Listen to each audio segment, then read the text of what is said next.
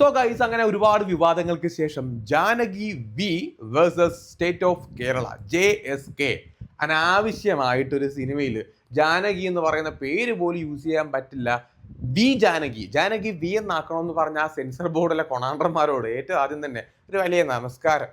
എന്തുവാടേ ഇത്? അതിനെപ്പറ്റി നമുക്ക് ഒരുപാട് സംസാരിക്കണമെന്ന് തോന്നുകയാണ്. പക്ഷേ ഞാൻ ആ റിയാക്ഷൻ വീഡിയോസ് ഒക്കെ ചെയ്യുന്ന സമയത്ത് എനിക്ക് ആ വിഷയത്തെ പറ്റി പ്രോപ്പറായിട്ട് സംസാരിക്കാനായിട്ട്, കാരണം അത് കഴിഞ്ഞു. എനിവേ, എന്തായാലും ഇപ്പം അത് പറയാം. ഒരു പേരിനകത്ത് എന്തിരിക്കുന്ന ഉച്ചളികളെ. അപ്പോൾ സിനിമയെ പറ്റി പറയാനാണെന്നുണ്ടെങ്കിൽ, ഫസ്റ്റ് ഓഫ് ഓൾ ഇതൊരു കോർട്ട് റൂം ഡ്രാമയാണ്.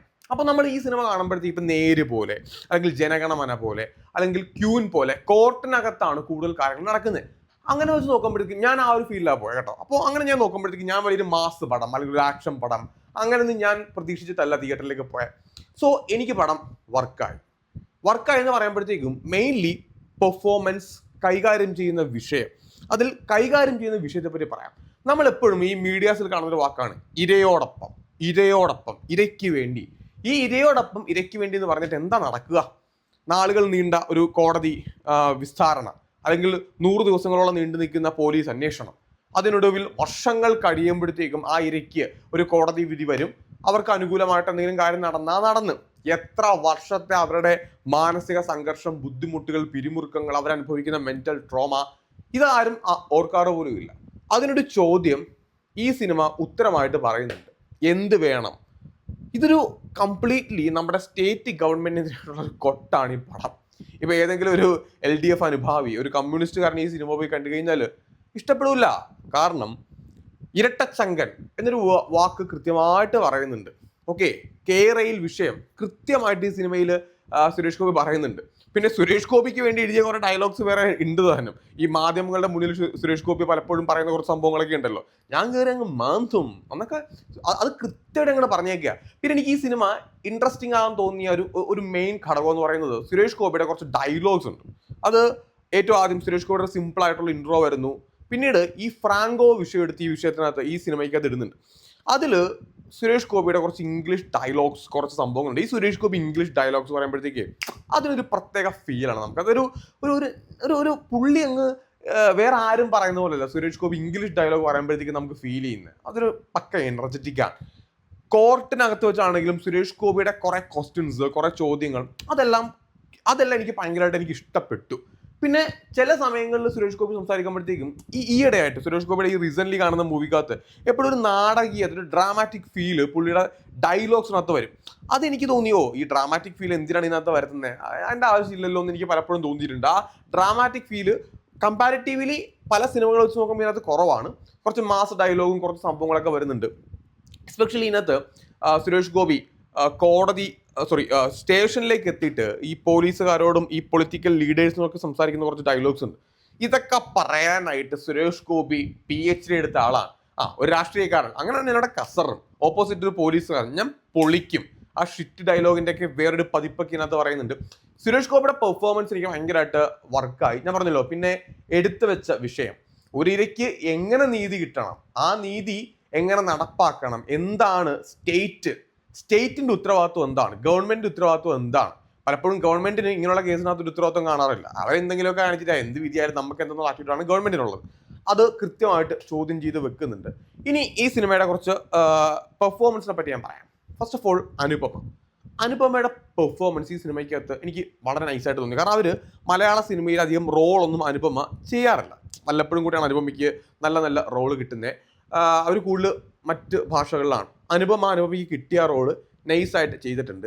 പിന്നെ ഏറ്റവും കൂടുതൽ ഞാൻ ഉറ്റുനോക്കിയൊരു പെർഫോമൻസ് നമ്മുടെ മാധവ് സുരേഷിൻ്റെയാണ്. കാരണം മാധവ് സുരേഷിൻ്റെ ഡയലോഗ് ഡെലിവറി നിങ്ങൾക്കറിയാമല്ലോ, എന്തിനാടാ അയാളെ കൊന്നിട്ട് നമ്മളെപ്പോലെ അനാഥരായിട്ട് ജീവിക്കാനോ, ഈ സംഭവം ഉണ്ടല്ലോ. എനിക്കൊന്ന് പുള്ളിയുടെ ഏറ്റവും വലിയ പ്രോബ്ലമായിട്ട് ഇപ്പോഴും ഉള്ളത് പുള്ളിയുടെ ഡയലോഗ് ഡെലിവറിയാണ്.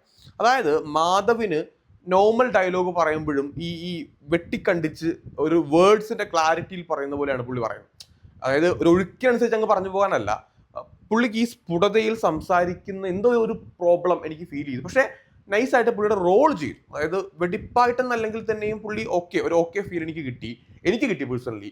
അത് നശിപ്പിച്ചില്ല. മറ്റേ ഒരു ഓവർ എന്താ പറയുക, വലിയ പെർഫോമൻസ് ചെയ്യാനായിട്ടില്ല, ഈസി ആയിട്ട് ചെയ്യാൻ പറ്റുന്ന ഒരു സംഭവമാണ്. അത് മാധവ് ചെയ്ത് വെച്ചിട്ടുണ്ട്.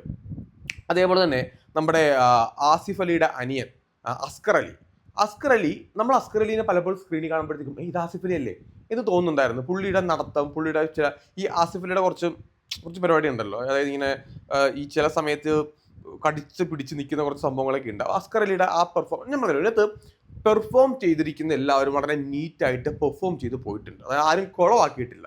സൂപ്പർ പെർഫോമൻസ് എന്ന് പറയാനായിട്ട് അല്ലെങ്കിൽ തന്നെയും നീറ്റായിട്ട് സംഭവങ്ങൾ ചെയ്തു വെച്ചിട്ടുണ്ട്. പിന്നെ ഇതിൻ്റെ ഡിറക്ഷൻ എനിക്ക് ഒരു ഒരു ഒരു നൈസ് കൊള്ളാം. അതായത് ഒരു കോർട്ട് റൂം ഡ്രാമ എന്ന രീതിയിൽ നൈസായിട്ട് അവരെടുത്ത് വെച്ചിട്ടുണ്ട്. അതിനകത്ത് കുറച്ച് ആക്ഷൻ സീൻസ് അത്യാവശ്യം കുഴപ്പമില്ലാത്ത വന്നിട്ടുണ്ട്. കുറച്ച് മാസ് പരിപാടി ഇടക്കിടക്ക് വെക്കുന്നുണ്ട്. കുറച്ച് ത്രില്ലിങ് എലമെന്റ്സ് നമുക്കൊരു ഒരു ഒരു സാധാരണ ഒരു കോർട്ട് റൂം ഡ്രാമ എന്ന് പറയുമ്പോഴത്തേക്കും അതിനകത്തൊരു ത്രില്ല് ഉണ്ടാവണം. പക്ഷെ ആ ത്രില്ല് ഒരു പരിധിക്കപ്പുറം മിക്കപ്പോഴും ഈ ഇങ്ങനെയുള്ള ഡ്രാമയിൽ കാണാറില്ല. പക്ഷെ ഇവിടെ ഒരു ത്രില്ലിങ് എലമെന്റ്സ് അത്യാവശ്യം വരുന്നുണ്ട്. 2 ഫേസ് കാണിക്കുന്നുണ്ട്. അതായത് ഒരു കോടതിയിലേക്ക് ഒരു കേസ് എത്തുമ്പോഴത്തേക്കും ഫസ്റ്റ് ഫേസും സെക്കൻഡ് ഫേസും അതിങ്ങനെ രണ്ട് ഫേസും ഇതിനകത്ത് കാണിച്ചു പോകുന്നുണ്ട്. That's fine. അതൊരു നല്ല പരിപാടിയായിട്ട് എനിക്ക് തോന്നി. ഓവറോൾ ഞാൻ പറഞ്ഞല്ലോ, എനിക്ക് ഈ പടം നല്ല, അതായത് ഓക്കെ ഫീലാണ് എനിക്ക് കിട്ടിയത്. ഒരിക്കലും ഇതൊരു മോശം സിനിമയല്ല.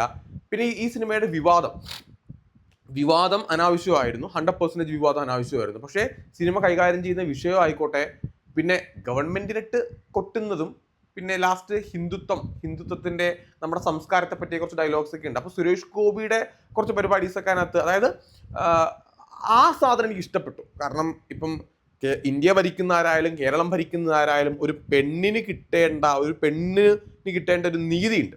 ആ നീതിയെ പറ്റി ലാസ്റ്റ് സുരേഷ് ഗോപി പറയുന്ന കുറച്ച് ഡയലോഗ്സ് എനിക്കത് കേട്ടപ്പോൾ തോന്നി അതൊരു നൈസാണ്. പുള്ളി ആ പറഞ്ഞു വെച്ച സാധനം കുറച്ച് ഓക്കെ ആയിട്ട് എനിക്ക് ഫീൽ ചെയ്തു. പിന്നെ ഈ സിനിമയുടെ ഓവറോൾ ഡിപ്പാർട്ട്മെന്റ്സ്, അതായത് എൻറ്റയർ ക്രൂ ഒരു പണിയെടുത്തിട്ടുണ്ട്. ഇല്ലാതെ ചുമ്മാ ഇങ്ങനെ ഒരു സ്റ്റേറ്റിനെ വിമർശിക്കാൻ വേണ്ടിയിട്ട് ഒരു സിനിമ എടുക്കണം. എനിക്ക് തോന്നുന്നു, എൻ്റെ ഓർമ്മ ശരിയാണെങ്കിൽ 2018 മലയാള മനോരമയിൽ വന്ന ഒരു ന്യൂസ് ഉണ്ട്. അതിനെ അടിസ്ഥാനപ്പെടുത്തിയിട്ടാണ് ഈ ഒരു സിനിമ അവരെടുത്തിരിക്കുന്നതെന്നാണ് ഞാൻ വായിച്ചത്. അപ്പോൾ അവർ പണിയെടുത്താണ് ഈ പടം ഇറക്കിയിരിക്കുന്നത്. അല്ലാണ്ട് സ്റ്റേറ്റിനെ വിമർശിക്കാനായിട്ട് ഒരു പടം എടുത്തേക്കാം അങ്ങനെയല്ല. ഒരു സംഭവം ഉണ്ട് പടത്തിനകത്ത്, ഒരു നൈസ് ഒരു കഥയുണ്ട്, ഒരു ക്ലാരിറ്റി ഉള്ള ഒരു വിഷയത്തെ പറ്റി സംസാരിക്കുന്നുണ്ട്. സംസാരിക്കേണ്ട വാല്യൂ ഉള്ള ഒരു വിഷയത്തെ പറ്റി കൂടെയാണ് അവർ സംസാരിച്ച് വെക്കുന്നത്. നമുക്ക് നമ്മളെ കുറേ നാളായിട്ട് മിസ്സായിട്ടിരുന്ന ഒരു ഫയർ ബ്രാൻഡ് സുരേഷ് ഗോപി ഉണ്ടല്ലോ, ആ സുരേഷ് ഗോപിയുടെ ഫയർ ബ്രാൻഡ് അല്ലെങ്കിൽ തന്നെ അതിൻ്റെ ഒരു ഷെയ്ഡ് നമുക്ക് ഈ പടത്തിൽ കിട്ടുന്നുണ്ട്. നമുക്ക് നമ്മുടെ പഴയ സുരേഷ് ഗോപി അല്ലേ എന്ന് ചില രംഗങ്ങളിൽ നമുക്ക് ഓർക്കുന്ന രീതിയിൽ പുള്ളി അവിടെ പെർഫോം ചെയ്തിട്ടുണ്ട്. ഓവറോൾ വാച്ചബിൾ മൂവിയാണ്. നിങ്ങൾ തിയേറ്ററിൽ പോയി കണ്ടു കഴിഞ്ഞാൽ നിങ്ങൾക്ക് എന്തായാലും ഒരു ഇഷ്ടക്കേട് തോന്നില്ല. പിന്നെ ഞാൻ പറഞ്ഞല്ലോ, ഒരു ഡ്രാമയാണ്, ഒരു കോർട്ട് റൂം ഡ്രാമ എന്ന് ഞാൻ എടുത്തെടുത്ത് പറയുന്നത്. നിങ്ങൾ ഭയങ്കര ഒരു മാസ പരിപാടി അല്ലെങ്കിൽ ഭയങ്കര ട്വിസ്റ്റും അന്വേഷണവും ഈ സ്പീഡിൽ പോകുന്ന ചടുലമായിട്ടുള്ള കുറേ സ്പീഡ് ഷോട്ട്സും രംഗങ്ങളും അങ്ങനെയൊന്നും നിങ്ങൾ വിചാരിക്കരുത്. നൈസായിട്ട് ഫാമിലി ആയിട്ട് പോയിരുന്ന് കണ്ടു കഴിഞ്ഞാൽ നിങ്ങൾക്ക് ഫൈൻ, ഓക്കെ നല്ലൊരു സിനിമയാണല്ലോ എന്നൊരു തോന്നൽ വരും. പ്രത്യേകിച്ച് എനിക്ക് തോന്നുന്നു നമ്മുടെ നാട്ടിൽ നീതി കിട്ടേണ്ട ഒരുപാട് പെൺകുട്ടികൾ. അപ്പോൾ അവർക്ക് ഒരു ആൻസർ കൂടെ ഈ ഒരു സിനിമ മുന്നോട്ട് വെക്കുന്നുണ്ട്.